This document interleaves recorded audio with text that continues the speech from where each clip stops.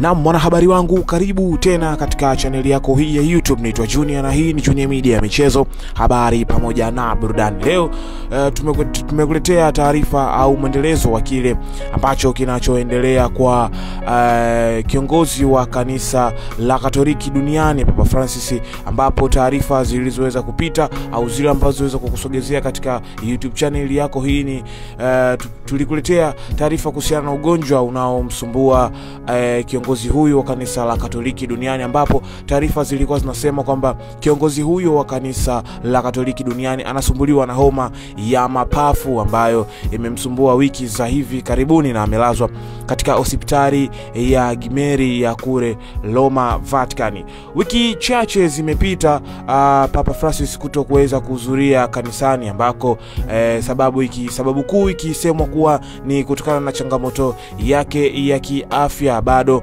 anaendelea kupatiwa matibabu katika hospitali hiyo ya Gemelli, ambapo Papa Francis pia ameonekana katika hospitali hiyo ambayo ipo karibu na kanisa moja ndani ya hospitali hiyo, akiwa mbele ya madhabahu ya kanisa hilo akiomba na kujitakia na kuwashukuru wote ambao wanamtakia mema katika afya yake. Hata hivyo, Vatican imetoa picha ya kwanza ya Papa Francis tangu alipolazwa hospitalini mwezi mmoja uliopita kutokana na changamoto yake ya kiafya, ambapo Papa Francis, taarifa zinasema kwamba anasumbuliwa na ugonjwa wa homa ya mapafu.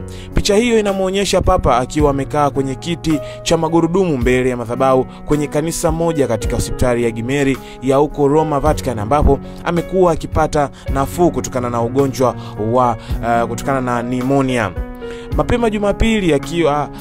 Mapema Jumapili katika ujumbe wake, Papa alisema amepitia kipindi cha majaribio alipokuwa akiwashukuru watu wanaomtakia mema kwa maombi yao na kuombea amani katika nchi zilizoathirika na vita.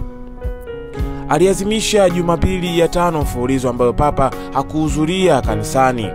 Vatican ilisema mapema wiki hii kwamba X-ray ilithibitisha kuimarika kwa afya yake, lakini bado anahitaji matibabu ya hospitali. Hizi ni taarifa kutoka kule Vatican, ambapo taarifa zinasema kwamba Papa sasa hivi ana wiki ya 5 ambapo hakuweza kuhudhuria kanisani kwake, na hiyo imetokana na changamoto yake ya kiafya. Lakini kutokana na ugonjwa huo, Papa pia ameweza kuwashukuru wale wote ambao wanamuombea na kuweza kumtakia heri katika matibabu yake ambayo anapatiwa huko. Hata hivyo, Papa Francis amegundulika na homa hiyo ya mapafu yote mawili, na bado hali yake inaendelea kuwa ni mbaya kutokana na kile ambacho kinaendelea ndani ya mwili wake na ugonjwa huo unaomsumbua. Kwa zaidi ya wiki moja, kiongozi huyo mwenye umri wa miaka 88 amekuwa akisumbuliwa na maambukizi kwa njia ya upumuaji na anapatiwa matibabu huko.